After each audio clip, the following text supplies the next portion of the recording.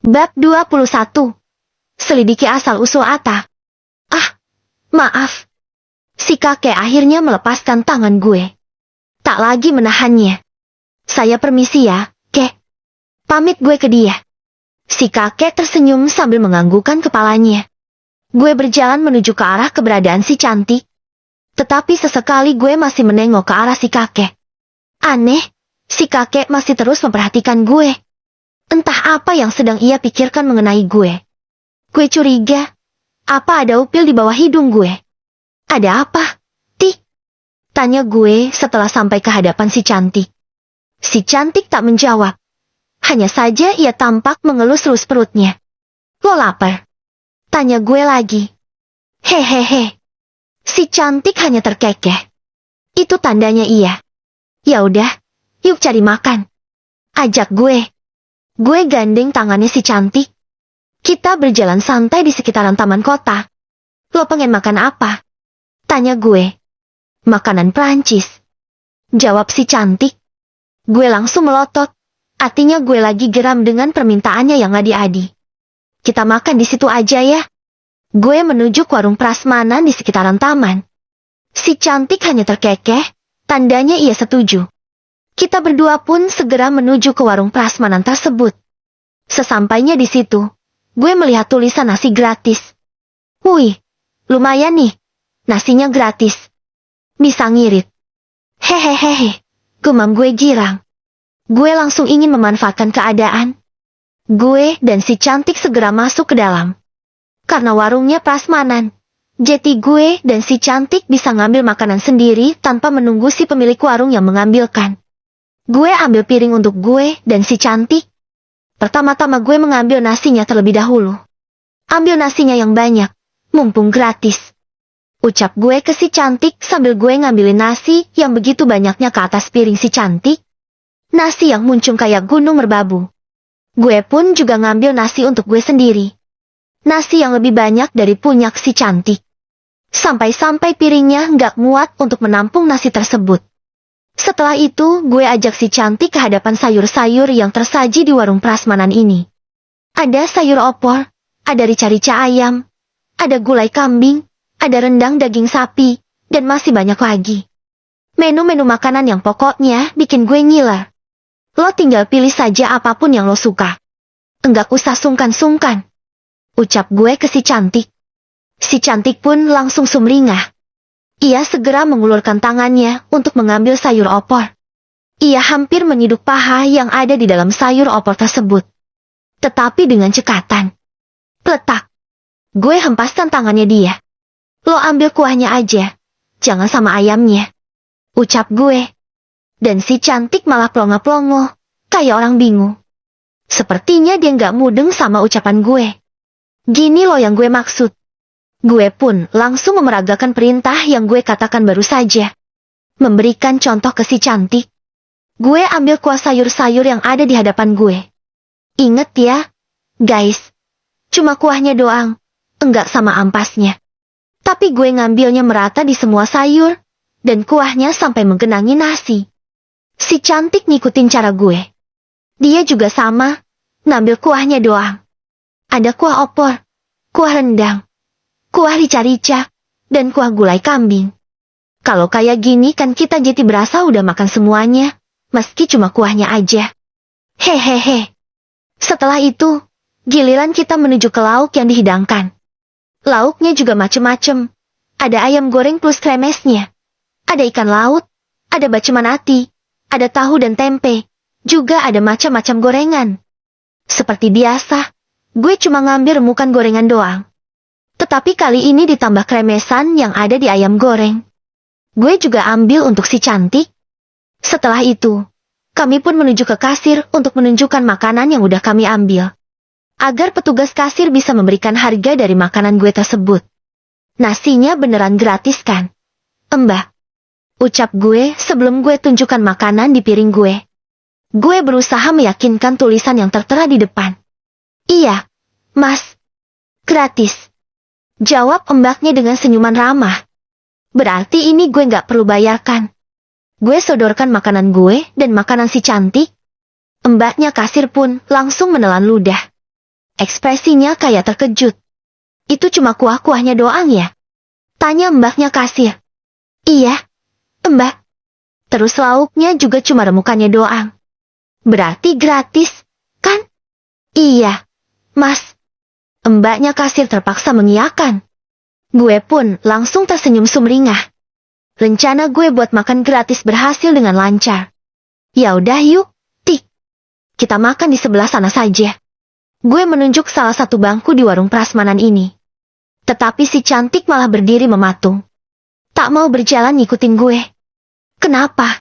Gue terheran. Haus. Ucap si cantik sambil menunjuk wadah berisi teh. Juga jus buah. Biasanya orang-orang tinggal mengambil minuman yang diinginkan. Kita minumnya nelen ludah aja. Nggak usah beli minuman. Biar bener-bener nggak ngeluarin uang. Timpal gue. Dan si cantik tampak melongo mendengarkan. Akhirnya si cantik mau gue ajak ke salah satu bangku tanpa membeli minuman. Kita duduk saling berhadapan. Kita begitu lahap menikmati makanan kami masing-masing. Makanan yang cuma nasi dan kuah. Tapi berasa kayak makan dengan sayur dan lauk yang lengkap. Setelah kurang lebih 15 menit. Makanan kami pun akhirnya habis. Kita benar-benar kenyang tanpa mengeluarkan uang sepeser pun. Yuk, cabut dari sini. Ajak gue ke si cantik. Gue pun segera beranjak dari tempat duduk. Begitupun dengan si cantik. Kita pun melangkah keluar meninggalkan warung prasmanan. Kita langsung pulang aja, ya. Lo udah capek kan? Ucap gue sambil terus melangkah. Berjalan beriringan sama si cantik. Si cantik pun menganggukkan kepalanya sambil terkekeh. Ya udah yuk, buruan. Nanti keburu hujan. Gue bermaksud ingin menggandeng tangan si cantik. Tetapi si cantik menolak. Ia malah menyembunyikan tangannya tersebut. Menyembunyikan di sela-sela selempat tangannya. Lo kenapa? Gue pun terheran. Tak biasanya si cantik kayak gini. Biasanya dia bakalan sumringah kalau tangannya dia gue gandeng. Gue pun jadi curiga dengan gelagatnya. Emang tangan lo kenapa? Tanya gue sambil kembali meraih tangannya si cantik. Tetapi lagi-lagi ia menolaknya. Ia semakin menyembunyikan tangannya. Tapi kali ini di balik punggung. Lo lagi nyembunyiin sesuatu ya? Tebak gue. Si cantik langsung berekspresi ketakutan. Kayaknya tebakan gue benar. Mana gue lihat. Lo nyembunyiin apaan? Gue raih tangan si cantik dengan paksa. Ia pun akhirnya tak bisa menghindar. Seketika gue pun terkejut. Rupanya di tangannya tampak satu buah paha ayam goreng yang kayaknya enak banget. Jeti lo ngutil ayam goreng. Lantang gue. Dan si cantik pun semakin ketakutan. Sepertinya ia sangat merasa bersalah. Ia hampir-hampir menangis. Kenapa ngutilnya cuma satu doang? Dodol. Ngutil tuh yang banyak. Biar gue bisa sekalian minta. Tambah gue. Hehehe. Si cantik langsung terkekeh mendengar ucapan gue tersebut. Ia berekspresi lega. Karena ternyata gue nggak marah. Malahan jiwa kengutilan gue lebih parah dari dia. Lalu, ia memberikan separuh ayam yang dikutilnya untuk diberikan ke gue. Makasih ya. Gue pun segera melahapnya sambil meneruskan langkah yang tadi sempat terhambat. Lain kali, lo ngutil jangan ayam gorengnya doang. Lo bisa ambil penggorengannya, atau rice cooker juga nggak apa-apa. Atau malah kulkasnya sekalian juga lebih bagus. Ucap gue. Dan lagi-lagi si cantik hanya terkekeh menanggapinya. Gue dan si cantik akhirnya sampai di halte. Gue emang tadi datang ke taman gak naik motor. Karena si ayang lagi masuk ke bengkel. Dia flu, ngambek nggak mau jalan. Gue pun terpaksa pergi tanpa dia. Biar tahu rasa dia. Gue dan si cantik duduk di bangku halte sambil menunggu bus yang datang. Duduk juga bersama orang-orang yang lain. Cantik. Panggil gue sambil ku genggam tangannya dia. Gue berusaha membuat obrolan daripada cuma gabut nggak ngapa-ngapain. Hehehe. Si cantik hanya terkekeh sambil menoleh ke arah gue. Lo selesai datang bulannya kapan? Tanya gue. Dan si cantik tampak melongo menanggapinya. Mungkin dia bingung dengan kata-kata gue. Gue udah nggak sabar nih. Tik, belah duren sama Elo. Kita encot-encotan di kamar. Gue udah pengen ngerasain goyangan sama jepitan lo yang nggak tahu udah longgar atau masih sempit. Lo juga sama kan? Lo juga pengen cepat-cepat ngerasain sodokan kaki garis gue. Pasti nanti lo bakal meremelek. Bakal nagih. Perkakas gue kan sangat luar biasa. Panjang. Besar. Berurat. Dan dengan ujung yang mengkilap.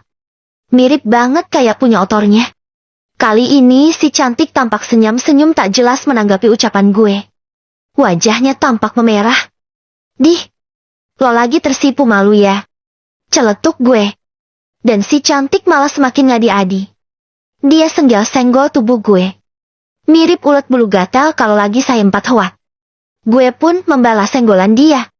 Tapi gawat guys, senggolan gue terlalu kenceng. Hingga tubuh si cantik terpelanting ke samping. Si cantik menubruk seorang wanita yang duduk di sampingnya. Sampai-sampai krompiang. HP-nya si wanita jeti jatuh ke bawah. Karena barusan ia memang lagi mainan HP. Lo apa-apaan sih?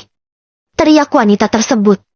Sambil sedikit berposisi merunduk untuk mengambil benda pipihnya yang tergeletak di dekat kedua kakinya. Setelah berhasil, wanita itu kembali menegakkan tubuhnya. Ia melihat ke arah si cantik. Ia bermaksud ingin memaki si cantik.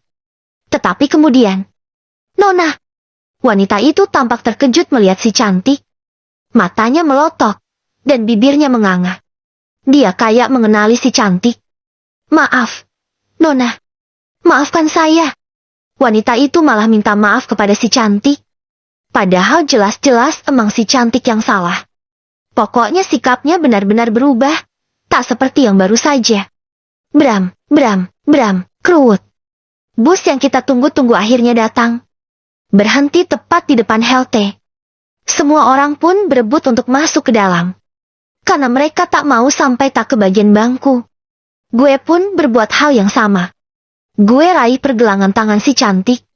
Gue paksa si cantik untuk segera berdiri. Gue geret tubuhnya dia agar masuk ke dalam bus. Gue terpaksa meninggalkan wanita yang tadi. Beruntung masih ada sisa bangku yang kebetulan saling bersebelahan. Gue dan si cantik pun segera duduk di bangku tersebut. Kini, kita pun sudah bisa rilaks menikmati perjalanan. Bus mulai melaju. Tetapi gue sempat kembali melihat ke arah wanita yang tadi. Dia yang masih duduk di halte, tak ikut masuk ke dalam bus. Entah karena apa. Siapa ya wanita itu? Kenapa dia kayak mengenal cantik? Batin gue. Bisa saja dia hanya salah mengenali. Mungkin wajahnya si cantik cuma mirip salah satu kenalannya dia. Gue berusaha menepis pikiran yang baru saja. Gue tak ingin berandai-andai. Karena setiap gue mengingat bahwa si cantik punya masa lalu, entah mengapa perasaan gue jadi begitu tak enak.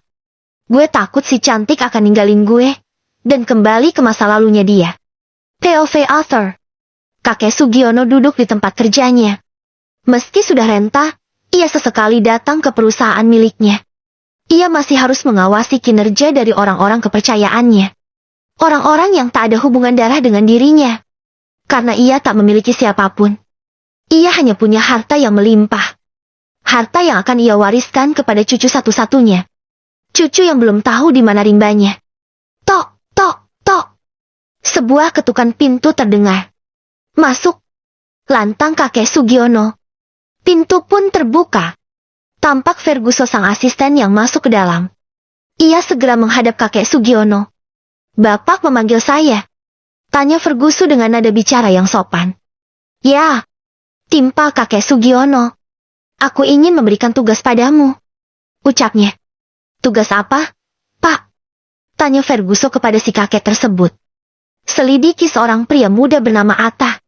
Dia tinggal di wilayah sini. Jelas si kakek Sugiono. Atta. Bukankah itu nama? Ferguson tak meneruskan ucapannya. Baik, Pak. Akan saya lakukan. Tetapi mungkin akan banyak nama Atta di wilayah sini. Pasti tak hanya satu orang. Selidiki mereka satu persatu. Selidiki asal-usul siapapun laki-laki muda yang bernama Atta. Ucap kakek Sugiono sambil menggebrak meja. Baik, Pak. Ferguson akhirnya patuh begitu saja.